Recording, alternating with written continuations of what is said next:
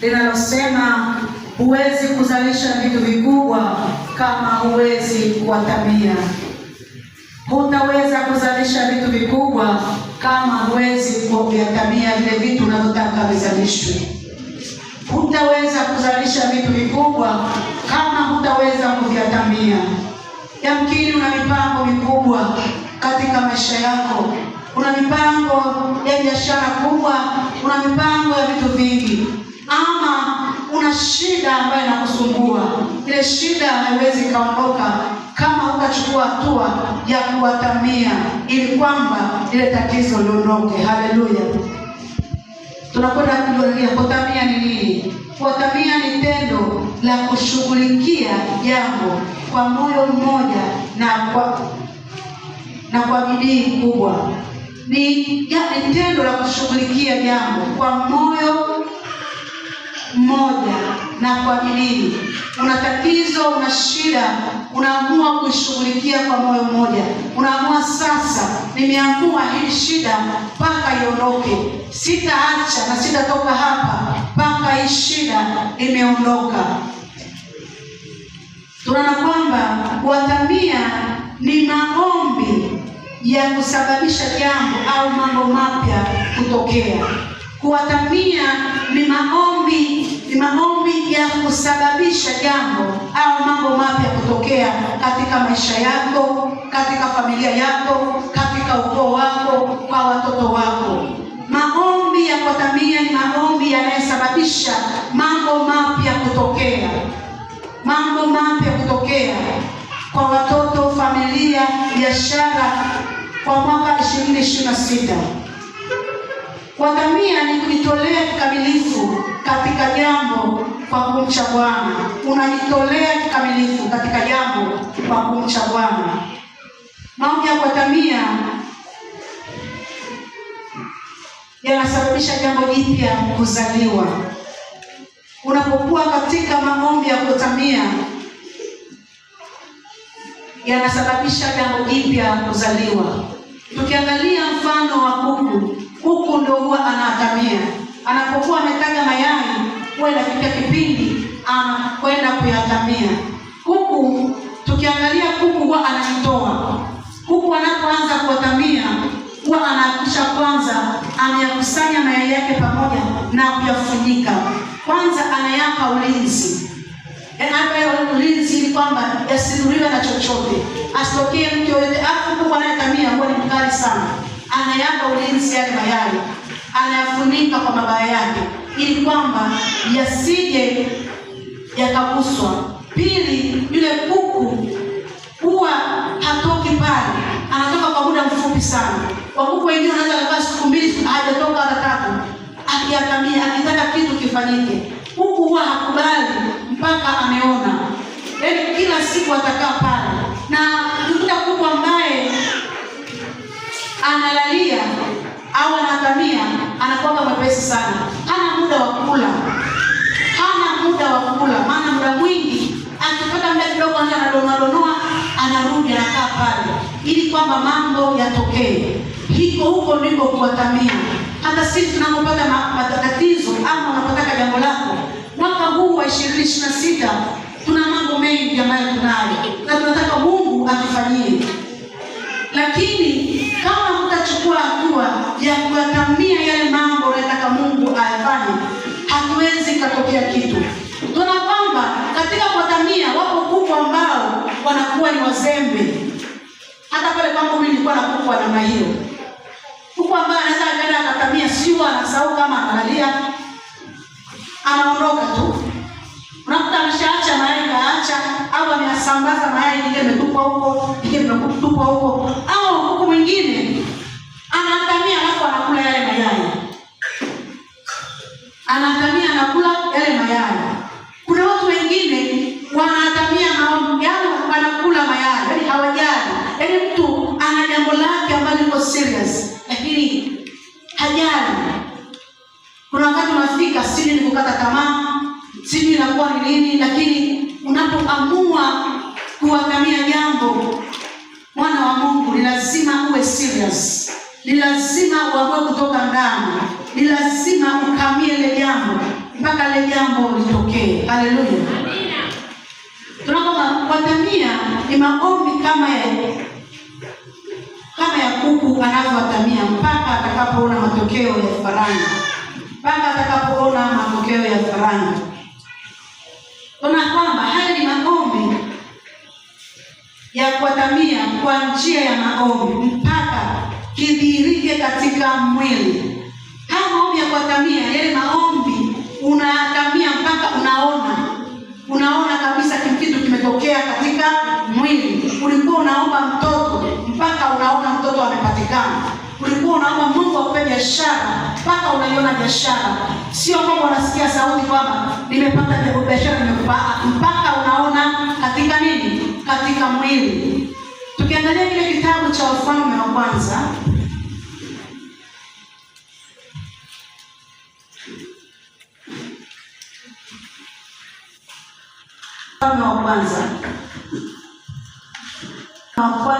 sura ya 18. Wafalme wa Kwanza sura ya 18 mstari wa 41 mpaka 46. Biblia inasema, naye Elia akamwambia Ahabu, haya, inuka ule unywe, kwani pana sauti ya mvua tele. Basi Ahabu akainuka ili ale akunywa. Naye Elia akapanda juu mpaka kilele cha Karmeli, akasujudu kifudifudi, akainama uso mpaka chini mpaka magotini. Akamwambia mtumishi wake, kwea sasa utazame upande wa bahari. Akakwea akatazama na kusema, hakuna kitu. Naye akanena, enenda tena mara 7. Ikawa mara 7, akasema, tazama, wingu linatoka katika bahari, nalo ni dogo kama mkono wa mtu. Akanena, enenda ukamwambia Ahabu, tandika ushuke, mvua isikuzuie. Haleluya. Nimesema ya kwamba ni maombi ya kuomba mpaka umeona kitu kimetokea. Tukiangalia habari za Elia hapa, tunaona Elia alisikia sauti, na hapa kwanza anasema, naye Elia akamwambia Ahabu, haya, inuka unywe, kwani pana sauti ya mvua tele. Alisikia ile sauti katika ulimwengu wa roho. Akasikia sauti ya mvua tele. Alichokifanya Elia, hakuacha ile, akamwambia Ahabu, inuka ule unywe, maana pana sauti ya mvua tele. Lakini yeye alichofanya, alimwambia Ahabu ainuke ale. Ila yeye alipanda akaenda wapi? Mlimani. Kwenda kufanya nini? Kwenda kuomba. Aliposikia sauti katika ulimwengu wa roho, hakuiacha ile sauti. Akasema sasa Mungu amekwisha kufanya. Akaamua kukaa na kutolea. Aliposikia ile sauti, aliamua kwenda kuatamia ile sauti aliyosikia kwa Mungu. Akaatamia mpaka akaona mkono. Akaona ni wingu kama mkono, ndipo alipoacha. Haleluya. Alikwenda mara ya kwanza, akamwambia mtumishi wake, nenda katazame. Akaenda mara ya kwanza, hakuona kitu. Akaenda mara ya pili, hakuona kitu. Mara ya tatu, hakuona kitu. Elia hakukata tamaa. Elia hakuacha kuomba. Alisema hapa mpaka nione mvua, mpaka nione katika mwili, ndipo nitashuka huko. Akaona mara ya tatu, hakuna kitu. Mara ya 4, hakukata tamaa. Ingelikuwa ni mtu mwingine angesema hapana, naona Mungu amenidanganya, naona sasa huu ni uongo. Akakata tamaa, lakini hakukata tamaa. Aliendelea kuomba, aliendelea kutafuta uso wa Mungu. Akamwambia mara ya 5, nenda. Akaenda mara ya 5, hakuna kilichoonekana. Akamwambia nenda tena mara ya 6. Akaenda tena mara ya 6, hakuna kilichoonekana. Akamwambia nenda mara ya 7. Mara ya 7 ndipo alipoona wingu kama mkono. Elia akaridhika, akaona sasa nimeiona mvua. Ndipo akamwambia mtumishi wake, akamwambia Ahabu kwamba aondoke sasa, maana mvua itamkuta. Haleluya. Wana wa Mungu, kuna mambo ambayo tunaweza kutokana nayo. Kuna mambo ambayo tunakuwa nayo. Mwaka huu wa 2026 kuna mipango ambayo umepanga. Ukitaka Mungu akufanyie, nimesema kwamba mipango ambayo umepanga ili Mungu afanye kwa ajili yako. Unachotakiwa kufanya sio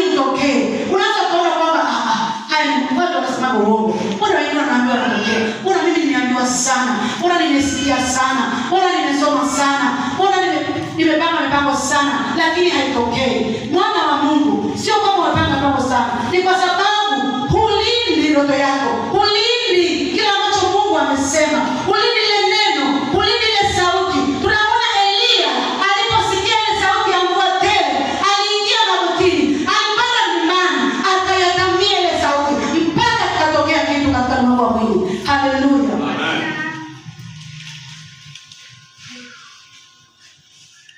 Tunaona kwamba kama nilivyosema, kuku hatoki mpaka ameona vifaranga. Ndivyo ndio tutafanya. Tusiondoke mpaka tumeona kitu kimetokea. Tusiache kuomba, tusikate tamaa. Haijalishi kile kitu kitachukua muda gani, haijalishi ile mpango yake itachukua muda gani kutokea. Tunaona kwamba Elia alienda mara 7 lakini hakukata tamaa. Haijalishi mpango wako utaenda kwa muda wa siku ngapi, utaenda kwa muda wa miaka mingapi, lakini unachopaswa ni kuatamia, ni kufunika ili kwamba ule mpango mpaka utokee. Haleluya. Kinachotakiwa ndani yako ni kuwa na kiu. Unakuwa na kiu na shauku, kuwa na kiu. Mwenye kiu, sijui kama mtu mwenye kiu huwa anakuwa na gani. Wakati mtu anasikia kiu, anatamani kitu, anatamani kwa mfano, anatamani nipate kapepsi. Yaani hawezi kulala bila kupata kale kapepsi. Ndio maana unatakiwa na ile kiu, yaani ile kiu na shauku ya kupata kitu. Haleluya. Tukiangalia mfano wako ambao au watu wa giza, nilikuwa nasikia mtu mmoja akawa anasimulia jinsi ambavyo wale wako wana kiu. Wale mtu anakuwa amechoka. Kuna wakati unafika maisha haya yanakuchosha. Maisha ya shida yanakuchosha. Hali ngumu inakuchosha. Ile hali unayo ya ugonjwa inakuchosha. Unasema sasa nimeamua iwe na lolote litakayotokea nimeamua. Ndivyo ambavyo nilimsikia mtu mmoja ambaye alikuwa kwenye giza, alichoshwa na maisha ya shida, akachoshwa na maisha, akasema hapana, mimi nitafanya lolote. Kwa hiyo akatafutiwa kwenda kwa mtu au watu wa shetani ili akamsaidie. Akasema mimi niko tayari kwenda, kwa sababu ile hali ya shida, maisha ya shida, maumivu yamemchosha. Anaishi maisha ya shida, ana wenzie wanafurahi, wana raha, akaona hapana. Akawa na ile kiu na shauku. Akapelekwa siku moja kule. Alipofika kule kwa shetani, akafanya kosa moja. Akaambiwa unataka nini? Akasema nimekuja kwa shetani ili anisaidie. Akaambiwa hilo ni kosa. Umefanya kosa kubwa sana. Utatakiwa kupigwa viboko 20. Utatakiwa kupata viboko 20. Na unaambiwa vile viboko kwa vile mpeleka, anasema yeye alichapa viboko 3, alikaribia kufa. Sasa viboko 20 na kwaje? Yule aliyempeleka ikabidi amwombe msamaha. Akasema jamani msamehe, hakujua. Sikumweleza kwamba inatakiwa hiyo hivi. Ningemwambia labda angefanya nini? Asingesema hivyo. Akaambia basi utamsaidia. Wewe viboko 10 na yeye viboko 10. Kwa hiyo walichapwa viboko 10, wakazimia, afu wakajikuta wako duniani. Hali zao ni mbaya sana. Wakapelekwa hospitalini. Walipokuwa hospitalini, walikaa hospitalini karibia mwezi mzima au hospitalini. Lakini kwa hospitalini hawakusema kilichowapata. Baada ya kupona, alisema hapana, nitarudi tena kule. Kwa sababu alikuwa na shauku ya kupata. Akasema nitarudi kule nikapate. Niende safari hii nieleze kila kitu. Nieleze kitu gani ambacho sitaki kufanya ili nikifika kule nifanye vizuri zaidi. Naam, yaani mtu anapotaka kile kitu, anapokuwa na kiu na shauku, haangalia alichofanywa, hakuangalia alilopigwa, hakuangalia mateso aliyopata. Mwezi mzima umelazwa hospitalini, hakuangalia hiyo. Kwa sababu alikuwa na shauku, alikuwa na kiu ya kupata kile kitu. Akasema sasa hivi niambie, nitafanya kila kitu. Kwa hiyo mwana wa Mungu, sisi tuliookoka tunashindwa wapi? Tunaposhindwa ni hatuna shauku, hatuna kiu. Haya maisha ya shida hayatuchosha, maisha ya magonjwa hayatuchosha. Tungekuwa tumechoka, tukasema tumechoka, sasa tumeamua liwalo na liwe, nitakamata hili jambo mpaka litokee. Mambo yangekuwa mazuri, tungekuwa na mambo, sababu tungekamia yale mambo mpaka tuone. Tuna hawa watu walikuwa hawana mchezo. Watu wanaoamua kwenda kwenye mambo ya giza hawana mchezo. Huwa wanafanya kila ambacho wameambiwa, hata kama wamekosea. Leo mwana mwingine naye anasimulia, anasema yeye alipokwenda kule alipelekwa amelewa na aliona hapana, maisha yananichosha. Akatafuta mtu akamwambia nisaidie. Akamwambia kusaidia akapeleka. Alipeleka kwa mtu, nilikuwa na hapa duniani. Akapeleka kwa mtu. Yule mtu akamwambia kwamba sasa tunatakiwa kufanya nenda katika namna yoyote unaweza kutembea na Mungu wako. Akaenda kutafuta namna. Akaenda kutumia siku nyingi sana. Siku nyingi mpaka ile hatua akafanikiwa. Alipofanikiwa akarudi akaambiwa ndugu yangu, umechelewa. Umefanya nini? Umechelewa. Lakini hakukata tamaa. Kwa hiyo na sisi tuliokoka ni wepesi sana kukata tamaa. Tunapokuwa kumwendea Mungu ni wepesi sana, hatuna ule uvumilivu. Hatuwezi kuvumilia. Ukiona jambo lako limechelewa, unaamua kumwacha Yesu. Unaamua kuliacha. Unasema siniombei tena. Nimeliombea sana lakini halina mafanikio. Hatupaswi kukata tamaa. Kwenye maombi haya ya mwaka 2026, hata kama siku 21 zitafika bado hujapata jibu, unatakiwa kuendelea. Naambia Mungu, sitaliacha hili jambo langu. Sitaliacha mpaka nimeona. Haleluya. Mwaka huu mpaka tuone. Haleluya. Haijalishi umesikia nini, lakini haijalishi umesikia nini, haijalishi unapitia nini. Yakini unapitia hali ngumu ya maumivu makubwa. Haya maumivu unayopitia, hebu nenda haijalishi umeambiwa nini. Sauti gani unapitia? Wamekuambia Mungu sasa ameshafanya. Hebu chukua ile kitu tuambiwa. Akamia kifunike mpaka kitokee. Mpaka uone kimetokea katika mwili. Haleluya. Mwaka huu ni mwaka ambao tunataka tukakamie mambo yetu. Tukakamie mambo yetu ili kwamba mambo yatokee katika mwili, yatokee katika mwili. Haleluya. Una ndoto gani? Una maono gani katika mwaka wa 2026? Kumbuka kile ulicho nacho. Nataka kukuambia ndugu yangu, kama una kitu ambacho au Mungu amesema na wewe, lakini mwaka huu umeanza, Mungu anakuzungumza na wewe. Katika kitabu cha Habakuki anasema iandike njozi hii. Andika kile ambacho Mungu amesema na wewe. Hata kama hajasema na wewe, lakini una mipango yako, unataka Mungu akufanyie. Chukua ile mipango, iandike. Andika mipango yako. Iorodheshe mipango yako yote ambayo unataka Mungu akufanyie. Ukishamaliza kuorodhesha, sasa weka chini, anza kuombea ile mipango. Haleluya. Anza kuombea mpango mmoja baada ya mwingine. Anza kuombea kile ambacho Mungu amesema na wewe. Lakini amesema na wewe kupitia watumishi wake. Amesema na wewe mambo mengi. Yale ambayo alisema na wewe, haya mambo ndio unatakiwa uyaandike, halafu uanze kuyaombea. Anza kuyaombea ili mpaka mambo yatokee. Haleluya. Tunaomba hapa, Elia anasema, nasikia sauti ya mvua tele. Elia hakuacha kupanda mlimani. Elia angeamua kuacha. Elia angeamua kusikia sauti tu. Alisikia sauti ya mvua tele, akarudi kulala. Akamweza kufahamu sasa mvua inanyesha, akarudi kulala, mambo yasingetokea. Lakini Elia alijua ya kwamba kile kitu ni neno la Mungu. Alijua kwamba ili kwamba kitokee, ni lazima niingie kwenye maombi, niombe mpaka nione. Kwa hiyo mwaka huu ni mwaka ambao lazima tuombe mpaka tuone kitu kimetokea. Lazima uombee mipango yako mpaka uone mambo yamekuwa sawa sawa. Haleluya.